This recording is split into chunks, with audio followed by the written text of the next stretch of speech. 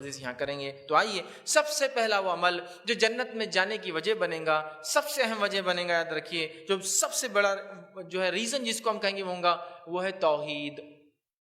ایک انسان کا ایک رب کو ماننے والا ہونا، اسی پہ زندگی اس نے گزاری اور اسی پر اس کی موت آئی ہو، یا کم از کم مرا اس پر ہو سکتا ہے زندگی کسی بھی طریقے سے گزاری ہو، لیکن مرنے سے پہلے اس نے حق کو پہچان لیا، رب کو پہچان لیا، توحید کو جان لیا، ایک اللہ کو مان لیا اور اسی کے مطابق عمل کیا، انشاءاللہ عزیز وہ چلا جائے گا خالص توحید۔ پھر عمل کے اعتبار سے اگر کمزور رہا تو بھی انشاءاللہ چانسز گلوریس ہے، بہت امکانات ہے کہ جنت میں کبھی نہ کبھی سزا بھگت کر جائیں گا۔ لیکن اگر اس میں گڑبڑ ہو گئی تو اعمال کے اعتبار سے ڈھیروں اعمال ہو، وہ کوئی عمل ایک بھی کام نہیں آئیں گا اگر اس میں کوئی کمزوری ہو جائے تو یہ سب سے بڑی وجہ ہے لوگوں کی جنت میں جانے کے لیے۔ یہی وہ دعوت تھی جو سارے انبیاء آدم علیہ الصلوۃ والسلام سے لے کر محمد صلی اللہ علیہ وسلم تک لے کر آئے۔ ان کے احکامات شریعت کے بدلے ہیں، مسائل بدلے ہیں، توحید اور عقیدہ کبھی نہیں بدلا ہے، کہ وہ پہلے دن سے لے کر آج تک اور قیامت تک وہی رہنے والا ہے۔ یہ وہ عقیدہ ہے جس کے اوپر سب کو رہنا ضروری ہے، اور جن اور انس کو اس پر رہنا ہے اور اس کے مطابق عمل کرنا، چونکہ دو اختیاری مخلوق ہے، چاہے تو مانے چاہے تو انکار کر دیں۔ تو لہٰذا توحید سب سے بڑی وجہ ہے، سب سے اہم کاز ہے، سب سے اہم ریزن ہے، سب سے بڑی چیز ہے جس کی بنیاد پر انشاءاللہ عزیز لوگ جنت میں جائیں گے اور جہنم سے محفوظ کر لیے جائیں گے، یاد رکھیے، ٹھیک ہے۔ تو توحید یہ سب سے بڑی چیز ہے۔ صحیح مسلم کی حدیث ہے، عبادہ بن صامت رضی اللہ عنہ اس کے راوی فرماتے اور کہتے ہیں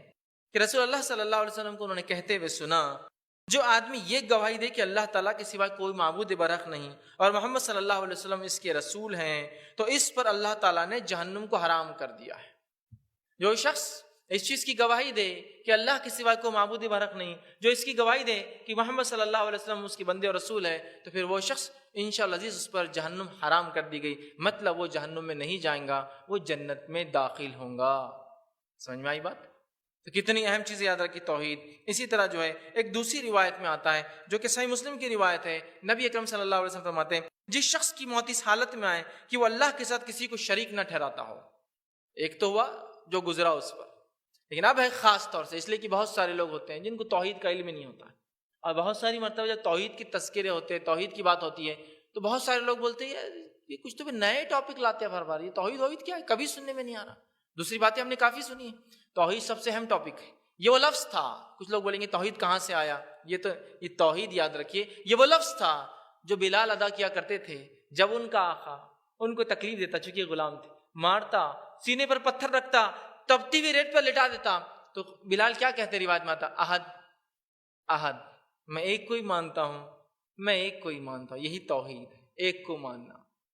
تو بلال رضی اللہ عنہ اسی پر تھے، تو یہ کوئی نئی چیز، نیا لفظ نہیں، یہ سب سے اہم چیز ہے، اس کے وجہ سے ہی دنیا میں لوگوں کو تکلیفیں آئی، یہی وجہ بنی لوگوں کی جہنم سے بچنے کی، اور یہی سب سے بڑی وجہ ہے لوگوں کی جنت میں جانے کی، توحید۔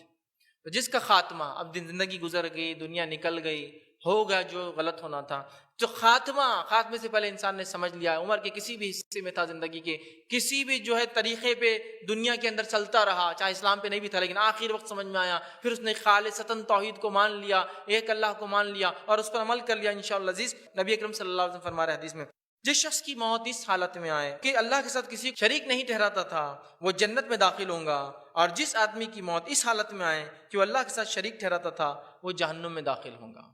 تو جہنم سے بچنے کی وجہ اللہ تعالیٰ کی توحید یاد رکھی، اور اس کی توحید کی الٹ کیا چیز ہوتی ہے، شرک۔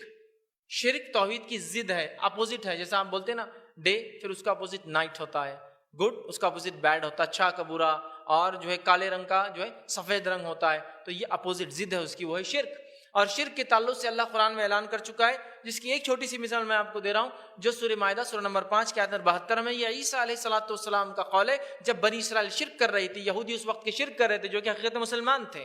جب شرک کر رہے تھے، عیسیٰ علیہ السلام آ کر ان کو دعوت دیے، اس کا ایک ٹکڑا آپ کے سامنے میں رکھ رہا ہوں جو انہوں نے فرمایا تھا، بیان کیا تھا، انہ من یشرک باللہ، انہوں نے کہا کہ جو اللہ کے ساتھ شرک کرے گا، فقد حرم اللہ علیہ الجنہ، تو اللہ نے اس کے لیے جنت کو حرام کر دیا، ومأواہ النار، اس کا ٹھکانہ جہنم کی آگ ہے، وما للظالمین من انصار، ایسے ظالموں کو کوئی مددگار ہیلپر نہیں ملنے والا ہے۔ چونکہ جو بنانے والے کو نہ پہچانے، جو بنانے والے کا نہ ہوا، وہ دنیا میں کسی کا نہیں ہو سکتا، اور اس نے کچھ بھی نہیں پہچانا، دنیا میں کوئی کام نہیں کیا اس نے۔ کریٹر یاد رکھیے، بڑا اہم ہے، بڑا اہم ہے۔